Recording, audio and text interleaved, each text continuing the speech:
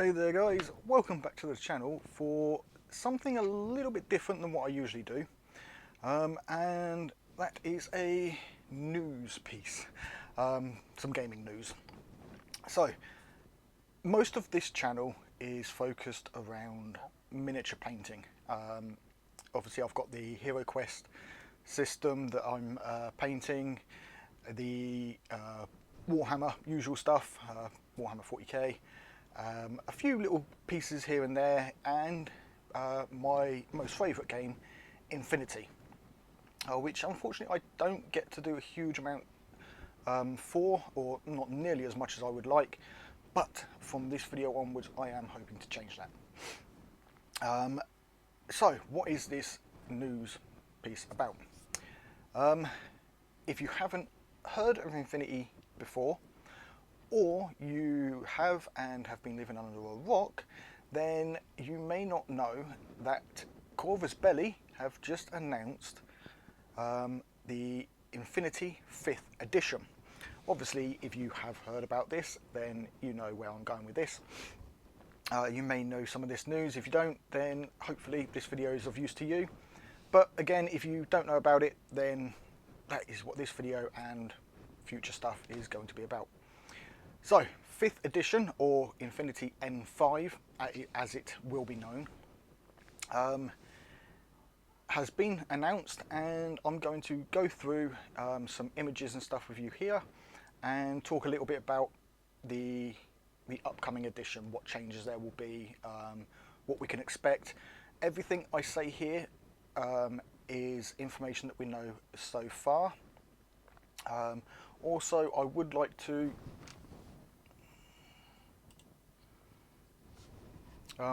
say that this information, just look at my notes here, is from Orpheus Latreau on the Infinity Global Community.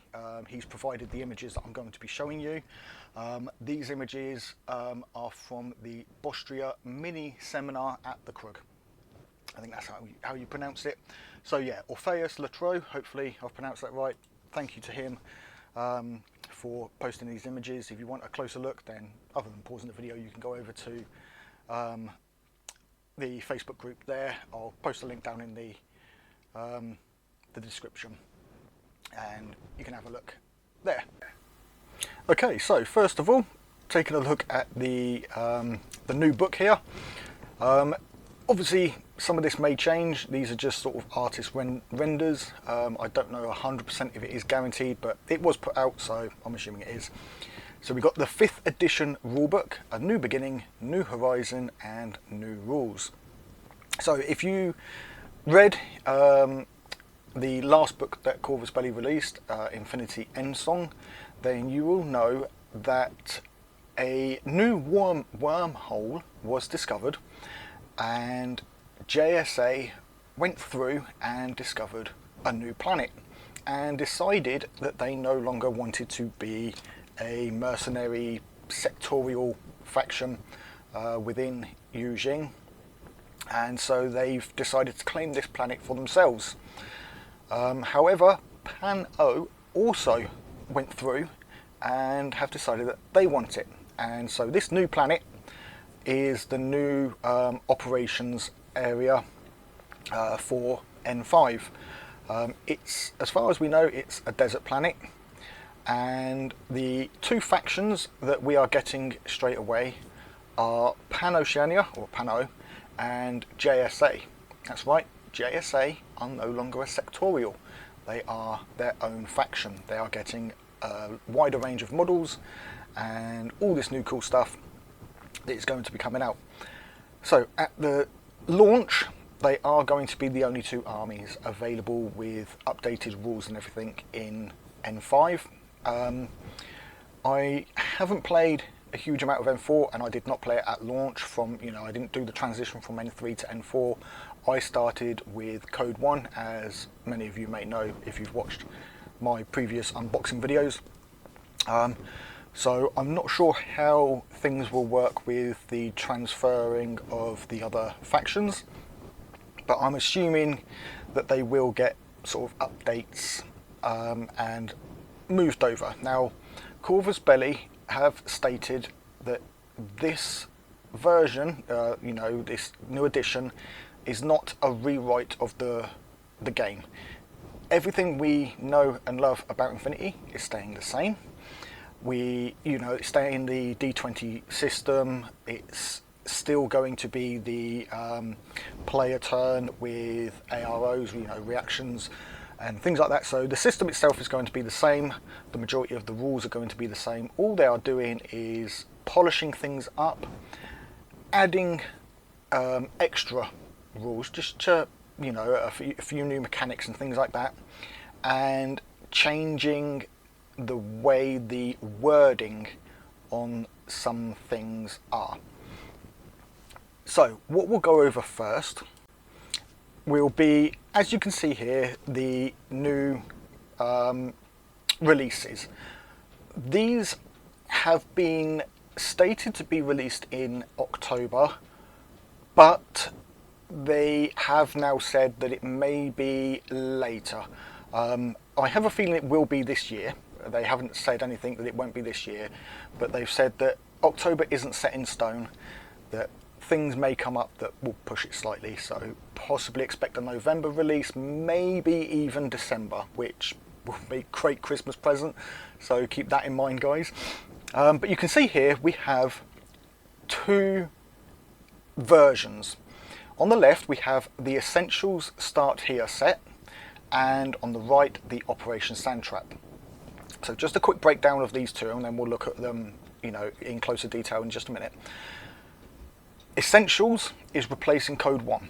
Code 1 has officially been discontinued, much to my disappointment. I was looking forward to another edition, but I can understand why they have done it, and I can see the route that they're going with this.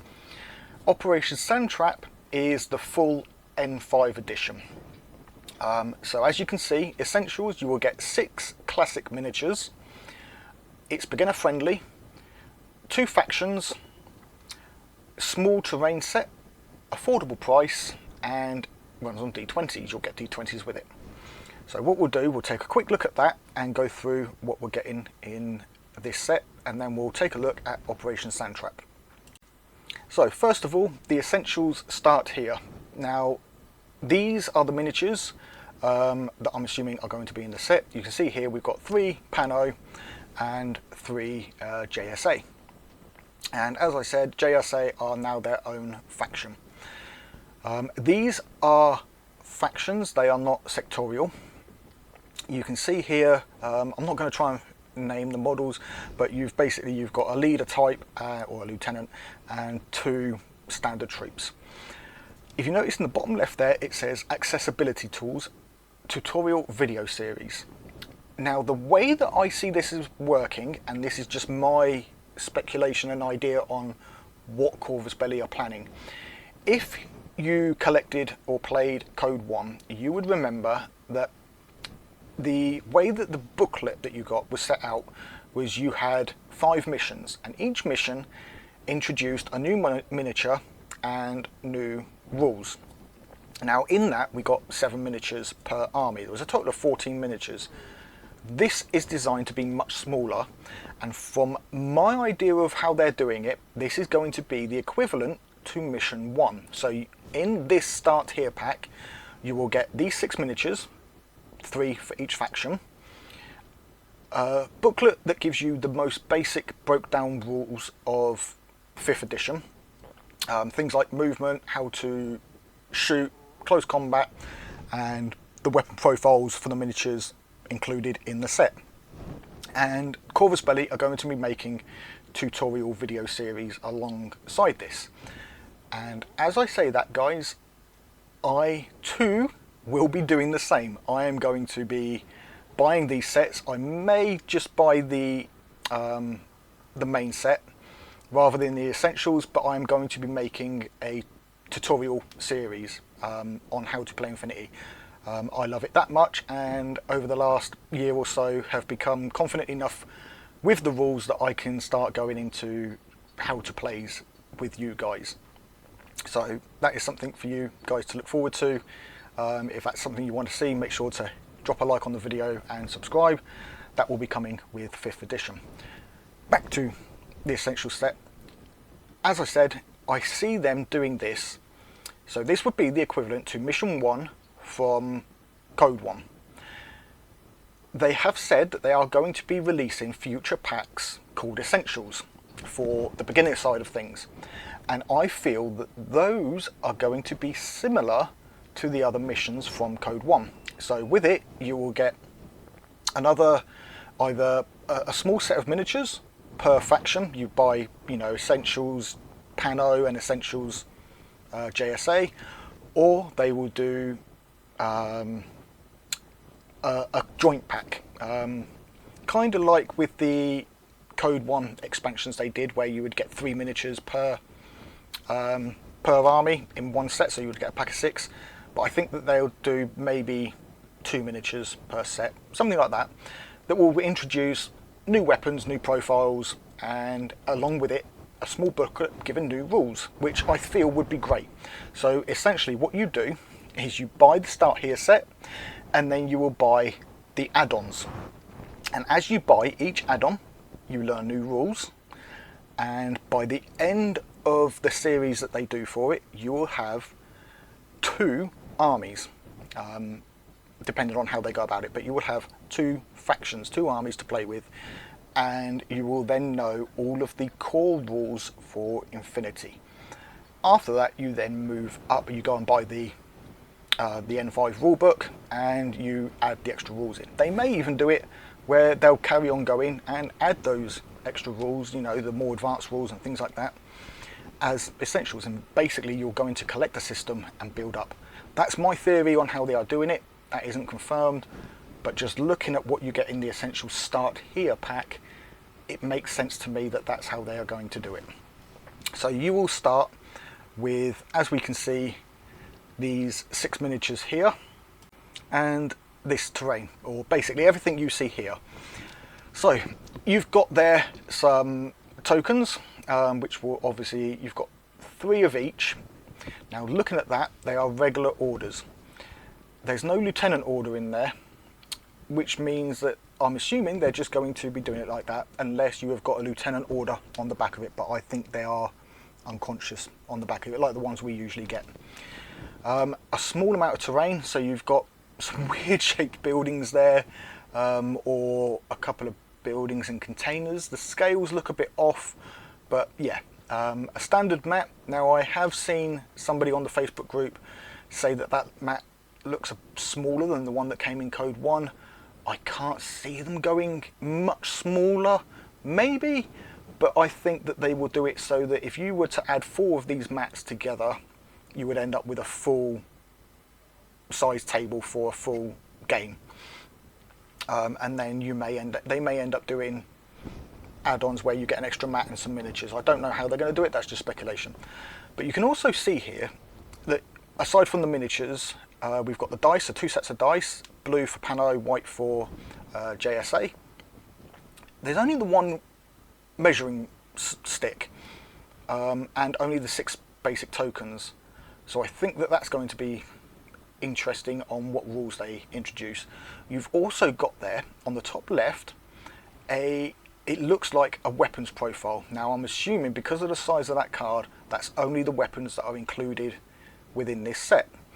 You'll also notice the 4 cards on the right hand side for the models. So obviously 2 of those models are the same unit, so they'll have the 1 card, and they've actually got photos on them, which I think is great, because the amount of times I have looked at my list and gone, which model is that again? Which model is that? Experienced players that have been playing it for 10 plus years, you'll know. But for us beginner players, it can get confusing, especially with some of the names. I tend to look at the weapons that they have and say, oh yeah, that looks like that gun, so that must be that guy. But they've put photos on there, which is brilliant. So we're going to be getting data cards, I'm going to call them. I don't know, I think they're calling them profile cards maybe, so profile cards, which is great. It means that you don't need to flick through a sheet. You've got all the information on a card, and obviously assuming that they'll do these cards when you buy sets, miniatures, that you'll get a card in there for those miniatures, or they'll do a pack where for a faction you can buy them. And I'm assuming, knowing how well and how good Corvus Belli are with free things, they may do these printable. Obviously we've got Infinity Army. If you don't know about that, I will be making a future video on that, but basically it's a list building app, online app on a Corvus Belli website, where you build your faction and then you can print off the list. So, you know, it's all free anyway, but I'm hoping that they'll do printable of these cards. So yeah, that there is everything that you'll be getting in the Essentials Start Here set. The profile cards we'll have a look at in a minute and we'll go over them, but for now let's go and take a look at the other box set that will be coming out at release. Okay, so here we have a rendition of the upcoming battle pack. Now, I'm assuming by battle pack they mean the, you know, this new starter set, the Operation Sandtrap set, but it's only showing some elements of it. So we can see here we get a large mat. Now this to me looks double the size of the one from the previous set, the Essential set. So it's not, it doesn't look a full table. I think a full table would be 2 of these mats, but it is a large, you know, it's big enough for one of the smaller to mid-sized games. So we can see here it's got a bit of a desert theme to it. I am surprised that they went with JSA and Pano and not JSA and Hackislam, because desert themed. But Hackislam have their own planet, so it does make sense that JSA would be the faction to claim it, and then they need somebody to compete with. And Hackislam, they're not going to want another desert planet. So Pano, they're going to want resources from it. So it makes sense. So we've got some desert themed terrain here. Now, this is artist renditioning, so it's computer, you know, it's done on computer. I look at it and I see black edges on some of the terrain. So I was thinking that this might be MDF, because you get the scorch marks when you pop it out, you get that black edging. But somebody did point out when I commented on the Facebook group that this was how they did it for the previous stuff as well. They just black out the edges in the design of it. So it's most likely still the 3mm cardstock, which to me is great. It's better than, I think 3rd edition had the fold up thin card stuff, but Code 1, the cardstock stuff is great. And there are places you can get MDF stuff from anyway. So we do get some cool looking terrain, and obviously they have silhouetted the miniatures. So we don't know if we are getting these miniatures and they've just silhouetted them, or if they are just there to say, yes, these are the miniatures that, you know, this will represent where the miniatures are. Now, there are 14 plus 1 miniatures in this, and looking at how Code 1 did it, you would have the 14, 7 per faction, and then you had a counter instead of a plus 1 miniature that would be a VIP or something. So I think that's what the plus 1 miniature is for this. It's going to be a VIP that you could use for either army. They don't show anything else that we get with the set here. They may still be deciding on what exactly to pack in, but obviously we can assume we're going to get the basic stuff. We're going to get the sort of the core rules, or the, you know, the Start Here booklet, maybe the rule book or a slimmed down version of the rule book. We're going to get tokens, dice, and measuring sticks, templates, all of that stuff. Again, it will be most likely the 3mm pop out cardstock stuff, which is fine, you know, totally great. The interesting thing about this is it's aimed at veterans, so it's more veteran friendly than beginner friendly. But I will say, if you have played Code 1, you will be able to switch up to this. But if you're still not too sure, then go with the Essentials, work your way up, and then eventually move to N5. The difference with the miniatures in this, other than the number of them, is in the Essentials set you get 3 from a faction, so 6, 3 from 2 factions. In this, they are sectorials, They are not factions, although obviously sectorials belong to a faction, but they are a specific thing. Now, looking at one of the models here, the silhouettes, I recognise it as a yellow jacket. I'll leave it to you to see if you can spot which one it is, but it is around the left sort of side. But yeah, he looks like a yellow jacket, so we could be looking at Torchlight here. I'm not 100%, I think I may be wrong on that because the two sectorials have been named, and obviously you can have some models cross between sectorials. But yeah, so you've got Pano. Oh, I'm saying a yellow jacket.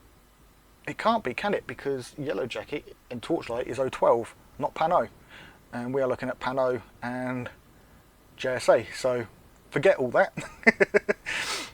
My bad. So yeah, Pano and JSA. I'm not sure the exact sectorials of those, but yeah, that's the two factions there, or the two sectorials from the factions, as well as that terrain.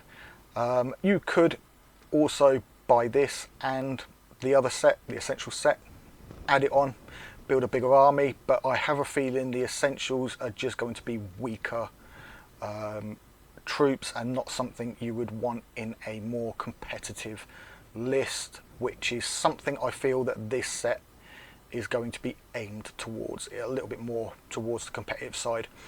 I'm also hoping that we get 4 D20 per side instead of the 3 that the Code 1 came with, because I've found a number of times whilst playing Code 1 that I've actually needed 4 dice instead of 3, so hopefully we'll get the 4 instead of 3. If not, then you just have to use an extra dice. I've got so many anyway, 1 for each faction now from Code 1. So yeah, that's the Operation Sand Trap contents there as we know it so far. Obviously that may change as we get more news. I'll let it build up a bit, as I have done with this, and then I'll make a new video that will include pricing, an exact release date, and hopefully a look at the the contents and all of that goodness. Okay, so let's take a look at a couple of profiles here, and some of the subtle changes. So like I said, Corvus Belli aren't looking to make big changes to the game. They like how the game works, as do I, and as do many of us. They are just going to be making a few things to clear up understanding or misunderstanding, and just make it, I feel, a little bit more beginner friendly rather than veteran friendly, because veterans, by now you guys are used to how things are explained. So in this profile here we can see that Vita has been red outlined. Now if you are a new player and you don't understand this, that's fine, I'm going to explain it. Older veteran players, you'll know this. Vita is actually replacing what used to be wounds or structure. Now for those that don't know, a human or organic life form would have wounds, and something like a tag would have, or a vehicle type thing would have structure. When a rule said inflict this many wounds or remove this number of wounds, apparently some people got confused that you didn't do that with structures, only with wounds. They have changed this now to vitality for both. So there's no longer wounds and structure, it's now vitality, as far as I understand anyway. And basically that's all. The same thing happens if something says apply 2 wounds, you give it 2 wound markers, and as you can see there, it says when the number of wound markers equals the vitality value, then it becomes unconscious. So I'm assuming that's the same with structure, is now vitality. I will have to wait until I can find a card that would have structure on it instead of wounds. For now this is the only one we've got, but yeah, so basically instead of wounds it's vitality, and the number there represents how many tokens it can have before it becomes unconscious, and then you go into all the other stuff. I won't explain that in this video, but that will be in the upcoming tutorial videos. So that's the first one. So taking a look at this profile change, they are calling this coherency changes keeping with the math logic. So you would do your normal roll to hit, and you would have, obviously, you would add or minus depending on the range. You will notice that once you hit, you would normally roll damage to see how much damage you do, and then the opponent would roll to save. Now this is where I get a little bit confused with this, so please, if I'm wrong, let me know down in the comments, but from my understanding of this, they have replaced the damage, D, with PS. That's the possibility of survival, and we can see that has a red circle around it, the 7, to show that's what they're changing. So you would add that 7, or take that 7, you would add your armor and the value of cover, which I think is +3. So you would get the 7 plus 3 would be 10, and then let's just say it was a standard troop with 1 arm or 1 armor, that would make it 11, and that equals a d20. Now I'm assuming that this is replacing the save value, so you would do the damage and then you would do the save, or is it replacing both? So now you just basically you roll to hit and then you roll to save, and if you don't save then you'll receive wounds. I'm not entirely sure, that's where it's a little bit confusing here, but I'm assuming this is because it's the damage, it's what should be done. So you would roll your dice that you were successfully hit with, and you would take the PS, the armor of the target, and the cover, so the 11, and you would have to roll higher than that to damage them. Which would make sense to me, because if their armor is higher, then obviously the score would be higher, so you would have a lower chance of wounding them. So I'm assuming this is for the wounds. The save is where I'm a little bit confused, because normally, if I'm doing this right, you would do the same as you're doing here, but you would have to roll lower than that number to save. So yeah, I'm not quite sure there, so let me know guys where I'm going wrong with that. Again, this is without me going through the rules, I'm just doing this off the top of my head.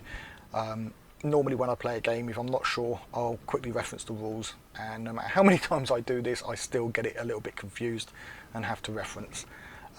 So yeah, that's that little bit there. So again, they're not changing too much, they're just apparently making it clearer, but they haven't said what part this is doing, but I'm assuming this would be after you hit.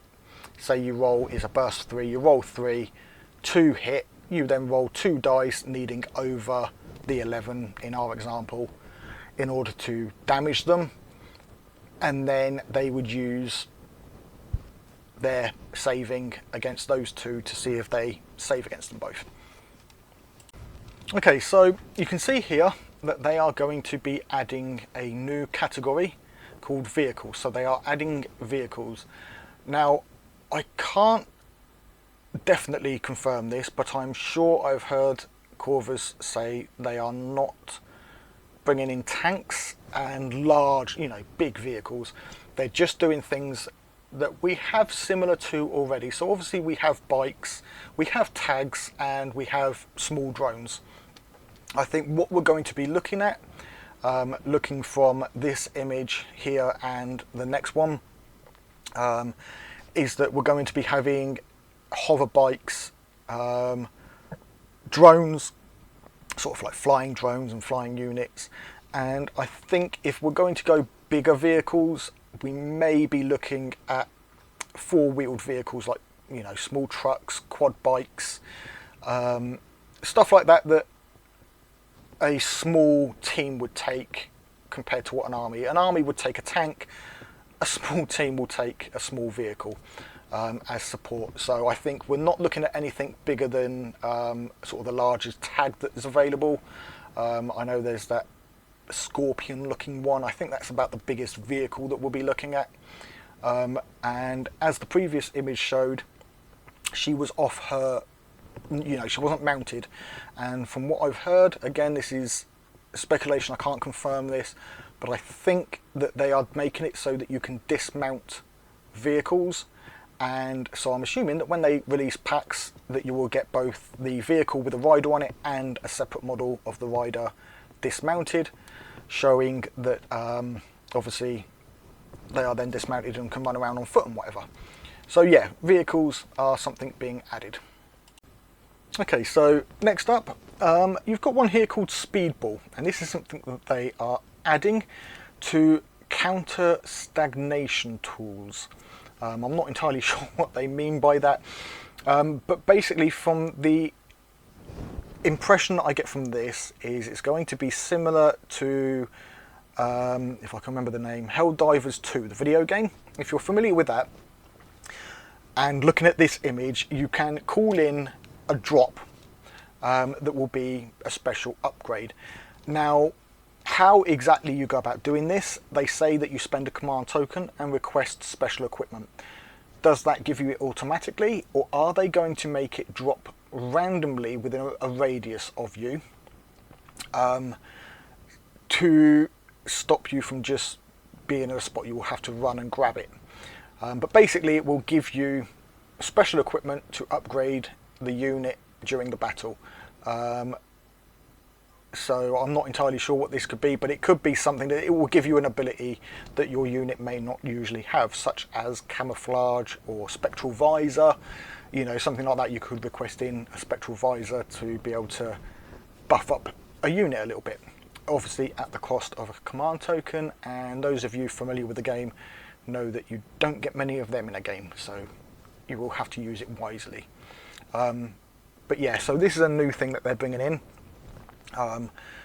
The exact mechanics of it we don't know yet, but as soon as we know, I'll let you guys know. Okay, so this next change works or is for close combat stuff. So as you may know, anything above a 20 on your close combat ability, your CC, would give you obviously a critical hit if you roll a 20.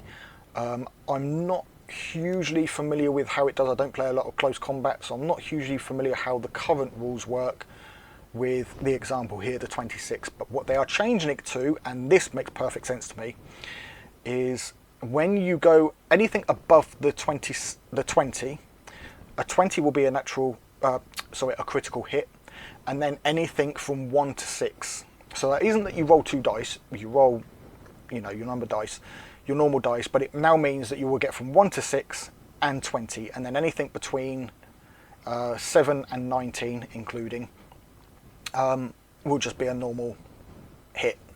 So 1 to 6 and 20 will be a critical. If it was 21, then obviously it will be a 20 and a 1, so either end of the dice, and then as it goes up, more. So the higher your CC, the more chances you have of getting a critical hit, which to me that makes perfect sense. Like I say, I'm not hugely familiar with how it currently works, but to me that is better.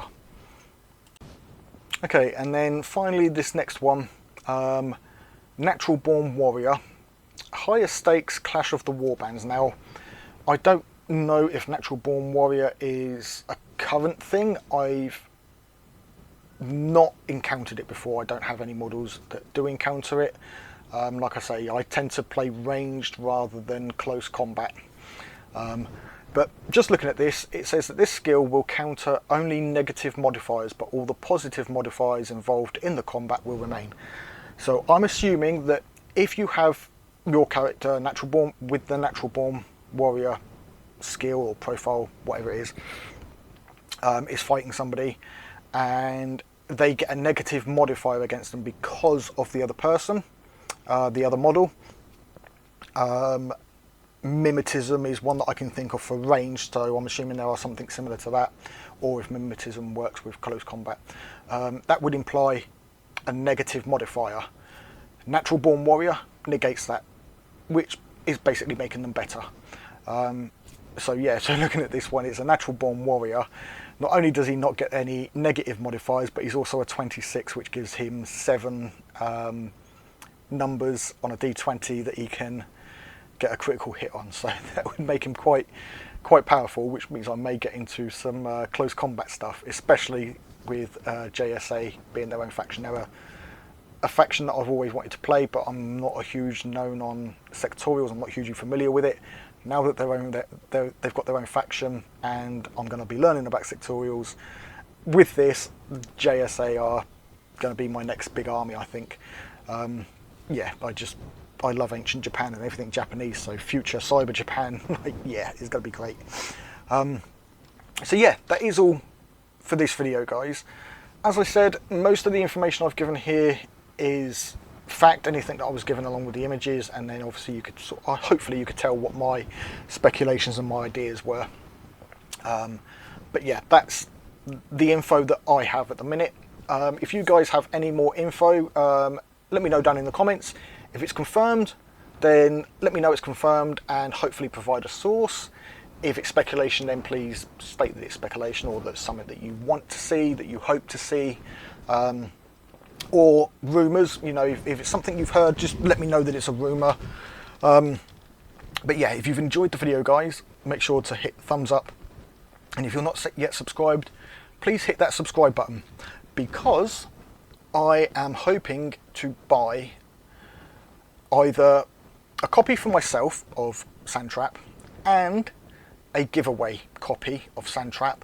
If I can't afford it, guys, because money is super tight with me, I'm very limited on what spare money I have each month. If I can't do that, then I will buy the Essentials kit, or the Essentials Start Here set, as a giveaway for when I reach 1,000 subscribers. Obviously, if I reach 1,000 before the release date, then the giveaway will happen after release. But it will be anybody. I will make a video for it as the competition when we reach 1,000 subscribers, and just after launch of this, and there will be a giveaway for 1,000 subscribers. So if you are wanting to get into Infinity, then obviously follow the channel, hit that subscribe, get us up there, and yeah, you may be in with a chance of winning your first starter set, or saving yourself some money on buying one if you win it. But yeah, if you've enjoyed the video, guys, and want to see more stuff like this, I will be making another video once I have prices, release dates, and exact contents revealed. So yeah, subscribe for that, you'll get that. And I'm going to be making, as I said earlier, tutorial videos on how to play Infinity N5, a whole series on it. I'm not sure the exact name yet. Something along the lines of Infinity. I know another channel has done this, but Infinity Academy, Infinity Training Grounds, something like that. I will come up with a name for a series and teach you guys how to play Infinity N4/N5 as I learn the rules of N5. But yeah, thanks a lot for joining me, guys, and as always, until next time, take it easy and keep painting those minis.